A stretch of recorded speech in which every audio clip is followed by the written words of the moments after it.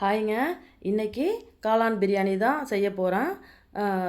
சீரக சம்பா அரிசி 1/2 கிலோ எடுத்திருக்கேன். அதுக்கு 2 பாக்கெட் காளான், வெங்காயம், தக்காளி, புதினா, கொத்தமல்லி, பச்சை மிளகாய், தாளிப்புக்கு காளான் கட் பண்ணி அலசி வச்சுருக்கேன். 1/2 கிலோ அரிசி ஊற வச்சுருக்கேன். இது வந்து எண்ணெயும் நெய்யும் கலந்தது. இப்போ தாளிப்பு கொடுக்கலாம். தாளிப்புக்கு வந்து ஒரு பிரிஞ்சி இலை, அன்னாச்சி பூ, கொஞ்சோண்டு சோம்பு, ஏலக்காய், கிராம்பு, அவ்வளோதான் தாளிப்புக்கு.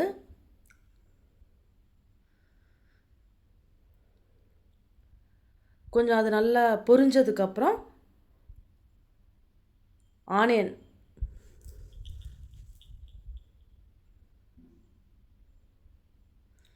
போட்டு நல்லா வதக்கிக்கலாம். அதில்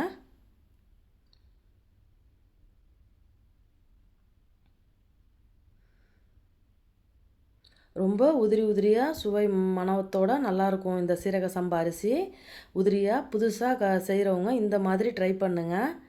அடி பிடிக்காமல் நல்லா செய்யலாம், செஞ்சு சாப்பிட்லாம். இது நல்லா வதங்கினதுக்கப்புறம் உப்பு, அது சாஃப்டாக வரதுக்காக வேண்டி உப்பு சீக்கிரம் வதங்கணும். 1 ஸ்பூன் இஞ்சி பூண்டு விழுது போடுறேன். நல்லா இதையும் போட்டு நல்லா வதக்கணுங்க.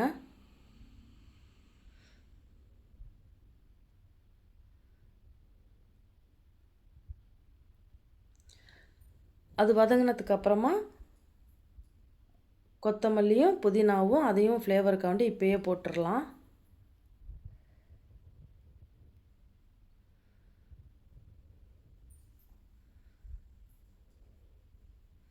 அதுவும் நல்லா வதங்கினதுக்கப்புறம் பச்சை மிளகாய் ஒரு 4 போடுறேன். அதுக்கு காரத்துக்கு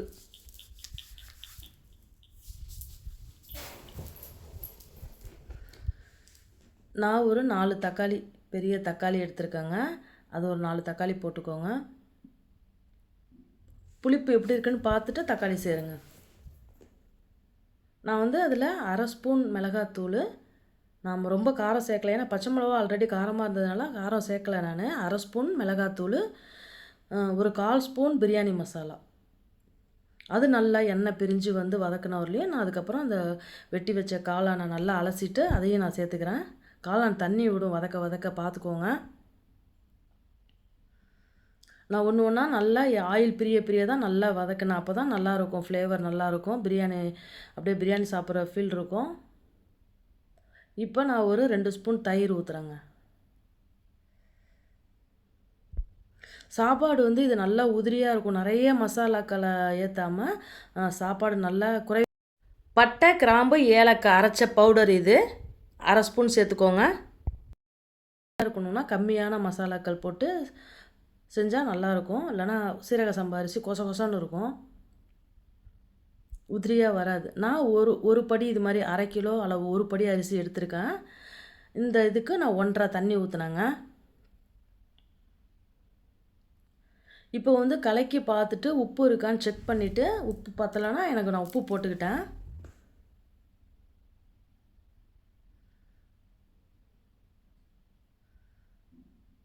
பிகினர்ஸ் கூட இதை செய்யலாம். இந்த மாதிரி மெத்தடில் ட்ரை பண்ணால் பயப்படாமல் செய்யலாம். இதே இதில் மட்டன் பிரியாணி, சிக்கன் பிரியாணி செய்யலாங்க. ரொம்ப சூப்பராக இருக்கும். இப்போ வந்து நான் 1/2 மணி நேரம் ஊற வச்ச அரிசி நல்லா கழுவிட்டு வடித்து வச்சுருக்க அரிசி அதில் போடுறேன். கொதித்ததுக்கப்புறம் நல்லா ஆயில் பிரிய நீங்கள் வதக்கணும். வதக்கிட்டு தண்ணி ஊற்றி தண்ணி கொதித்ததுக்கப்புறம் அரிசி போடணும்.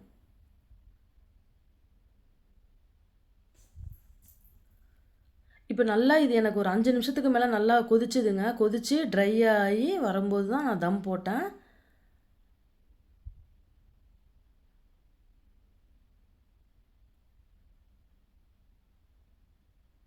இது பாருங்கள், இந்த பதம் வரும்போது நான் தம் போட்டேன். தண்ணி வந்து இதுக்கப்புறம் அந்த தம்லேயே அந்த தண்ணி வந்து அரிசி வந்து குக் ஆகிடும். விசில்லாம் சும்மா அந்த வெளியில் ஆவி போகாமல் இருக்கிறதுக்கு நான் விசில் போடனே தவிர விசில் சவுண்டெலாம் வராது. நான் அடியில் வந்து இப்போ நான் வேஸ்ட்டு தோசைக்கல்லில் வச்சு இதுக்கப்புறம் தண்ணி இல்லைங்களா, அடி பிடிக்க ஆரம்பிச்சிடும். அதனால் நம்ம வந்து அடியில் தோசைக்கல் வச்சு தோசைக்கல்லில் தண்ணியை ஊற்றி வைக்கிறோம். அங்கே பாருங்கள், வேஸ்ட்டு தோசைக்கல்லில் வச்சு அது மேலே நீங்கள் எப்படி பார்த்தாலும் சாப்பாடு வந்து அடி பிடிக்கும். அதனால் தண்ணி கரெக்டாக வைக்கும்போது நம்ம இந்த மாதிரி செஞ்சோம்னா அடி பிடிக்காதுங்க. சூப்பராக பொல பொலன்னு செய்யலாம். மட்டன் பிரியாணி, சிக்கன் பிரியாணிலாம் இந்த மாதிரி செஞ்சீங்கன்னா ரொம்ப ரொம்ப சூப்பராக இருக்கும். நான் அந்த தோசைக்கல்லு மேலே கொஞ்சம் தண்ணியும் ஊற்றிக்கிட்டேன். வெறும் தோசைக்கல்லுலேயும் போடக்கூடாதுங்க. அதுவும் அடி தான் பிடிக்கும். நான் தண்ணி ஊற்றி இது வந்து 20 நிமிஷம் இந்த மாதிரி நான் தம் போட்டேங்க. 10 நிமிஷம் கழித்து இதை ஒரு தடவை ஓப்பன் பண்ணி கிளறி விட்டு நெய் ஒரு 2 ஸ்பூன் ஊற்றி நான் திருப்பியும் ஒரு 10 நிமிஷம் கழித்து மொத்தம் 20 நிமிஷம் நான் 10 நிமிஷம் கழித்து ஓப்பன் பண்ணியிருக்கேன். திருப்பி நான் மூடி வச்சுருவேன். திருப்பி ஒரு 10 நிமிஷம் கழித்து மறுபடியும் ஓப்பன் பண்ணி சாப்பாடு ரெடி. தண்ணியெல்லாம் பார்த்தீங்களா? இந்த மாதிரி நீங்கள் அளவு கரெக்டாக 1/2 மணி நேரம் ஊற வச்சு உங்களோட அரிசியெல்லாம் எப்படி இருக்குன்னு பார்த்துக்கோங்க. அதுக்கேற்ற மாதிரி நீங்கள் அளவுகள்லாம் தண்ணி அளவுகள்லாம் வைங்க. சீரக சம்பா அரிசிங்க இது. ரொம்ப சூப்பராக இருந்தது இந்த அரிசி. ஒரு அசைவ பிரியாணி சாப்பிட்ற ஃபீல் தான் இருந்துச்சு அந்த மஷ்ரூம் பிரியாணி. 2 ஸ்பூன் இந்த அளவுக்கு நான் நெய்யை போட்டு திரும்பியும் நான் மூடி போட்டு இன்னொரு 10 நிமிஷம் இருந்துச்சு எனக்கு. மொத்தம் 20 நிமிஷங்க.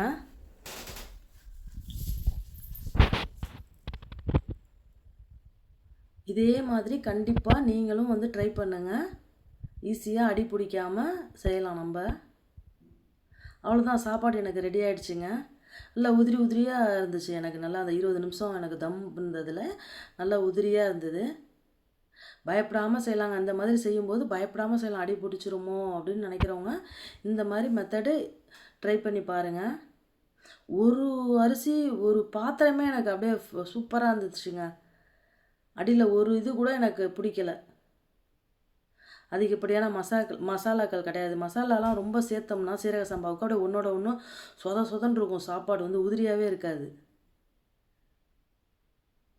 கண்டிப்பாக உங்கள் வீட்டில் நீங்கள் இதே மாதிரியே செஞ்சு பார்த்துட்டு வந்து கமெண்ட் பண்ணுங்கள். பிடிச்சிருந்தா ஒரு லைக் பண்ணுங்கள், ஹைப் பண்ணுங்கள்.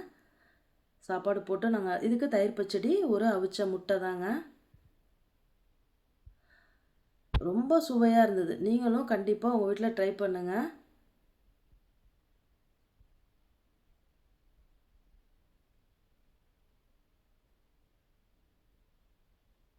அங்கே பாருங்கள், ஒரு இது கூட எனக்கு அடி பிடிக்கல பாருங்களேன்.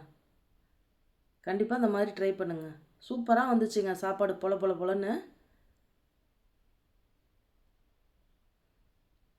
உங்களுக்கு காட்டுறதுக்காண்டி தான் திருப்பி நான் ஓப்பன் பண்ணேன். அது வந்து